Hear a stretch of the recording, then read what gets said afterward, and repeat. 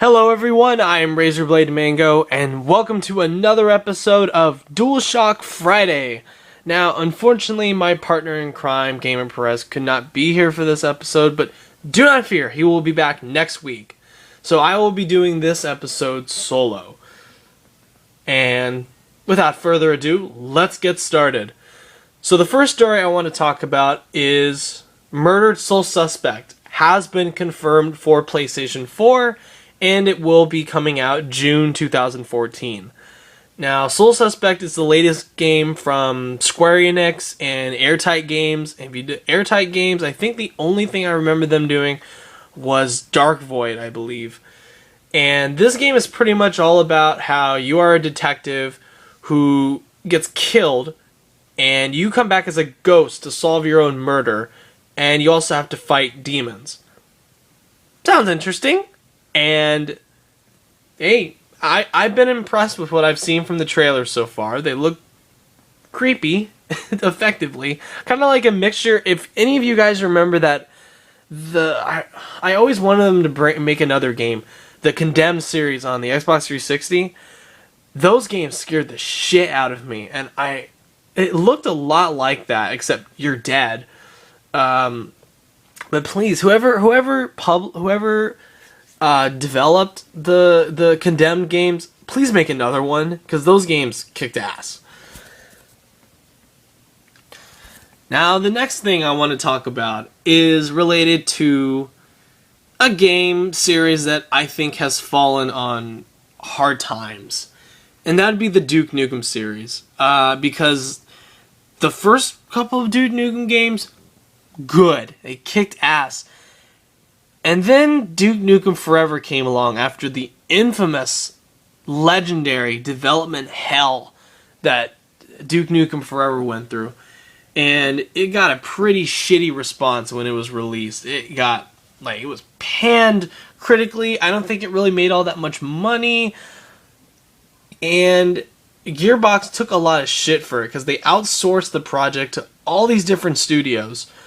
And I think the lack of a total creative focus really dragged that game down. I don't think it's a bad game, to be honest, because I did have some fun with it, but it's certainly flawed and certainly does not live up to Duke Nukem 3D. Which is why it's interesting that the Duke Nukem 3 Reloaded developer, Interceptor Entertainment, they released this site, this teaser site, called alloutofgum.com, and it included a timer that is going to end on February 25th. And it shows the original kick-ass bubblegum label, which Duke uses in these games. So we're definitely going to see something Duke Nukem related. I don't know, and they hinted at it's going to be on the PC and the PS4. And it's a top-down action RPG from these guys. And the title tentatively right now is called Duke Nukem Mass Destruction. So I'm definitely looking forward to seeing if these rumors pay off, and if we're going to finally get like a worthy successor to Duke Nukem 3D. Please don't fuck this up. Moving on to the next story. And keep in mind, this is going to be a short episode because not only do I really not have anyone to play off of, I'm going to be going through some of these pretty quickly. So, I actually got a friend of mine, very good friend of mine, let me borrow his copy of The Last of Us to replay. And I will admit, I didn't love The Last of Us the first time I played it. I thought it was a very good game and really entertaining and really dark and edgy and pretty kick-ass. I didn't love it. Now I love it, playing through it again. I don't know, because some things I just did not care for the first time. I did not care about the puzzle elements. I did not care. The AI is still really stupid in some scenes, because they just completely ignore Ellie or Tess or Sam or whoever you're with, and they just go for Joel and Joel alone, or whoever you're playing as. But there's one undeniable amazing thing about this game, and it's the writing. And rightfully so, The Last of Us won the Writers Guild Awards of America Outstanding Achievement in Writing for a Video Game Award. Which, you know, hey, I'm not going to deny I had my problems with the game, but you know what? The writing is fucking superb. It is fantastic. If this were a movie, it'd be one of the best movies of all time. It would be raved in the industry for decades to come. And that is what is going to happen with this game. Because it is that legendary game that is going to push video games out into a more open audience. And it's going to introduce people that are still on the fence about, can video games match movies and music and all this other crap to a high level of art? And the answer to that has been yes for many years, but I think this is one of those games that's going to open people's eyes to the possibilities of what video games can do. And because of this, it also won big at the fucking DICE Awards this week.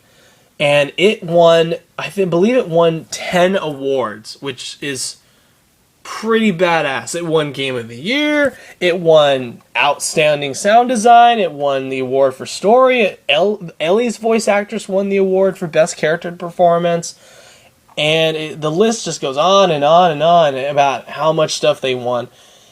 And you know what? Good for them. I am really happy that they're getting these amount of awards, because people need to know what Naughty Dog is doing, and Naughty Dog is creating some of the best games out there, especially on like a story level. Their writing is top notch. It's some of the best in the industry, some of the best in all of media, like I said last week. So I say these awards are well deserved, especially for the writing, the performances, and the graphics. They are almost second to none, in my opinion. Which brings me to the next story, and it's that Naughty Dog is actually considering doing The Last of Us 2.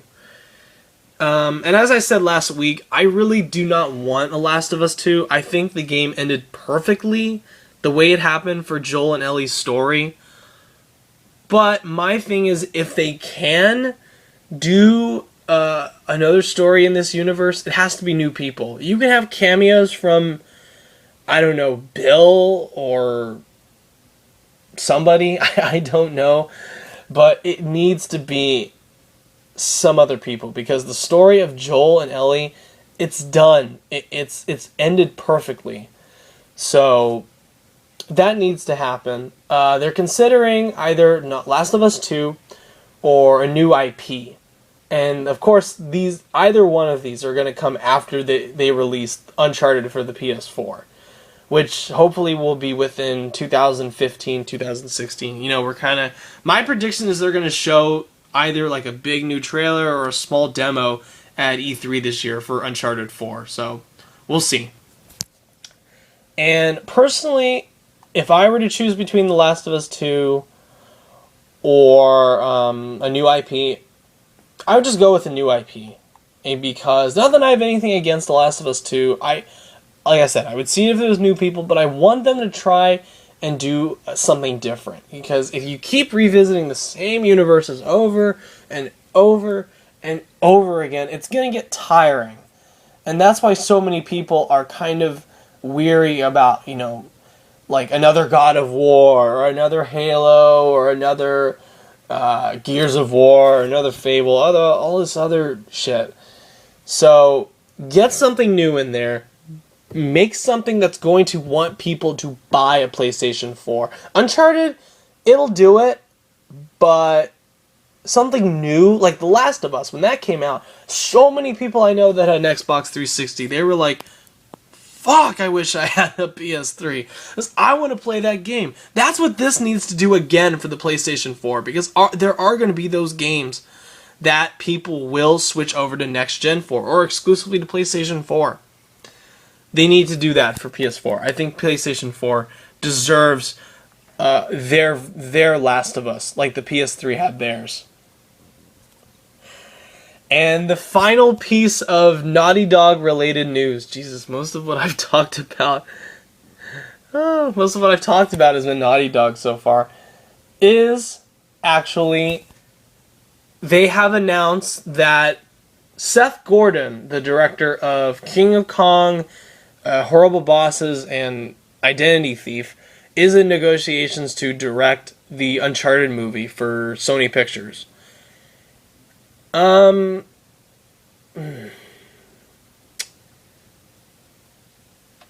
want to be positive. I want to stay positive about this thing, what they're going to do with Uncharted. And the script is being written by David Guggenheim, who did Safe House, which I did not like at all. So I am a little concerned about, and Avi Arad is on board, which he's produced some good movies, but he's also one of those guys that kind of fucked up X-Men 3, fucked up Catwoman. He's not one of those direct producers that I've really that much confidence in. But I want to stay positive about this. But my biggest gripe with this idea is you already have 3 really kick-ass Uncharted movies, and they are called Raiders of the Lost Ark, Indiana Jones and the Temple of Doom, and Indiana Jones and the Last Crusade. Unless you can bring something new, create those really memorable, legendary set-piece moments from the game to movie format, it's just going to feel like an Indiana Jones ripoff. And that's the last thing I want Uncharted to be. I don't want this game's good name to be soiled by a fucking shitty movie. So I am a little nervous about this. And it's also going to depend on who they get to be Nathan Drake. Because so many people, you could really go with a lot of people. But you have to get somebody that has charisma. You have to get somebody that has that screen presence. You can't do this thing where, what the Batman and Superman movie is doing, where they're getting Jesse goddamn Eisenberg as Lex Luthor. You can't do that with Nathan Drake. You gotta get someone who's naturally charming. Like Nathan Fillion. He would have been perfect for Drake. But, just please, as I always say, my catchphrase for my videos, don't fuck this up. Please do not fuck this up. The next thing I want to talk about does come to a little bit of a disappointment for me, and that is the PlayStation 4 exclusive game, The Order 1886, which is one of my most anticipated games right now.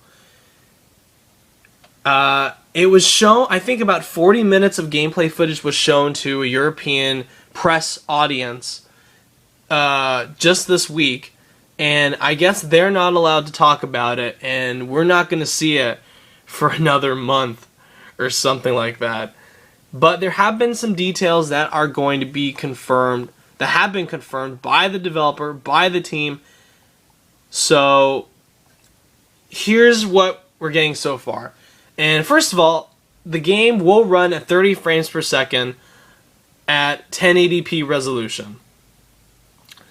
That doesn't bother me. To be honest, that does not bother me because number one, I like 30 frames per second. I probably prefer it more than 60 frames because it has a much more cinematic feel to it.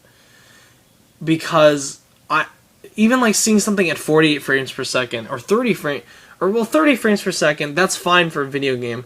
But seeing it like at a higher resolution, it kind of robs it of this cinematic feel, and it feels much more like this gigantic, slick product that unless it's something unless they're going for something more, because Battlefield 4 and the stuff that the first person shooters that tout, we're having 60 frames per second at 1080p resolution, they're going more for the realistic kind of thing, and that's what I feel like the Order 1886 is not trying to do.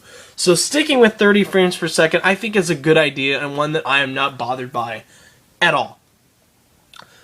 Now, the part that I am really disappointed with is that there is no multiplayer gameplay at all. And I'm not just talking about online. I'm talking about offline as well. No co-op. No local co-op. I honestly don't care if there's no online multiplayer. So many games these days, so many games that are should be strictly single player, have this really weak ass forced multiplayer element to it. The most recent examples have been stuff like Batman Arkham Origins, which their online mode was shit. It was so horrible. Tomb Raiders, I've heard, was really bad. The latest God of War Ascension their online was nothing special to speak of. So I'm glad that they're putting their resources just into delivering an exciting single player campaign. But what bothers me is there's no offline co-op. And this would have been a perfect game to have offline co-op for, where you get 4 of your buddies, you can complete the story with the 4 of your friends taking on these monsters, doing different weapons, trading out, loading out, going fuck yeah while you're just taking on this army of monsters. And that ain't gonna happen with this game. And that, I know a lot of people are saying, oh well, that's not a big deal. You're right, it's not a big deal. And I'm glad that they're putting all their resources into a really kick-ass single-player campaign. But besides like replaying it for the trophies and replaying it for the higher difficulty levels, there really isn't going to be that much replay value if there's no at least local co-op, which would have been really badass. So, I was really disappointed by that. I'm still looking forward to the game a lot. Don't get me wrong. I'm really excited to play the game. I'm really excited to see the footage that was screened. But I wanted that ability to play with my friends with this game, because it looked like a really cool 4-player co-op game. But unfortunately, that's not going to happen. And I'm just going to have to suck it up. So, because I still want this game, and I really hope this game does well, and I really hope this game is such a huge success that it brings more people to buy PlayStation 4s just so they can play this game. But the lack of local co-op, I think, is a mistake. So we'll see. Maybe they'll patch in something later on, or maybe do like a Game of the Year thing with co-op. Maybe that will be DLC. I don't know. Like I said, I think not having local co-op is a missed opportunity, especially when this game especially the teaser trailer, it looked a lot like a really badass 4-player co-op game. So that's disappointing. And another story I wanted to talk about is Deep Down, Capcom's, I think, like, their final shot at like a big console exclusive game before they cash their chips in and call it quits. Because like I said last week, I think Capcom is going down, and this is just a final attempt to save their ship. With Deep Down, my thing with it just looks like Dark Souls. It looks a lot like Dark Souls, and I like Dark Souls quite a bit. But Deep Down, I don't really see it bringing anything special to the table. It just looks like a standard, dull knight exploring the realms and exploring dungeons and shit. It's really nothing special to me. It was originally going to be released sometime, in the summer or in the spring, but they are delaying it to improve the graphics. And hopefully that will not screw it over, because PlayStation 4 is in like dire need of some big heavy hitter games right now. So I just really hope they don't, I hope they just don't screw it up. That's my thing. Because I hope this game is successful, and I hope Capcom gets to stick around more and learn from their mistakes with all this crap about the Street Fighters and the Marvel vs. Capcoms and the lack of Mega Man. I just really hope they have wisened up right now and are given a second chance. But you know what? If they screw up after that, I wipe my hands clean of the whole thing. Gone and good riddance, because they did not deserve to be in the industry if they could not keep their fucking shit together. And the final story I would like to talk about is something really interesting that caught my eye at the last second. And it's that Rocksteady Studios has actually shown off, once again privately, their next game to a press crowd in Europe. And we're not sure whether it's a new Batman game, we're not sure whether it's just a gigantic Justice League game, or if it's something new. And we know about this because of a tweet from Dutch journalist Jan Majroos. I'm sorry if I mispronounced that. And the tweet has since been deleted, but it was someone took a photo of it and posted it on NeoGAF. And it looks like he was allowed inside Rocksteady Studios to see what they're coming up with next.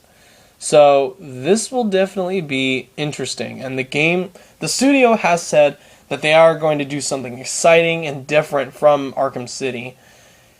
And you know what I would like to see the most? Either not only just a Justice League game, I'd like to see the first decent Superman game. Because if anybody could do it, these guys can. They have shown in the past, because for a while there, I mean, before Arkham Asylum, there really was never like a truly great Batman game.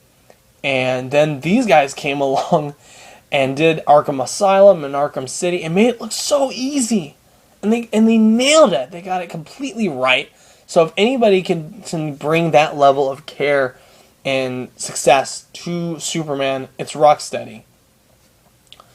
So, and we'll be seeing what this was within a month. So, God, I wish they would just show this to the press and then talk about it a week later. I don't get why we have to wait a whole month for this crap, but you know what? If it kicks ass, it will be totally worth the wait.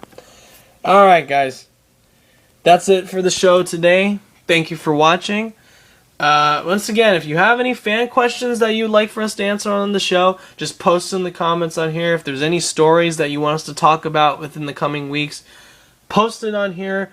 Like, favorite, subscribe. And as always, guys, have a good one.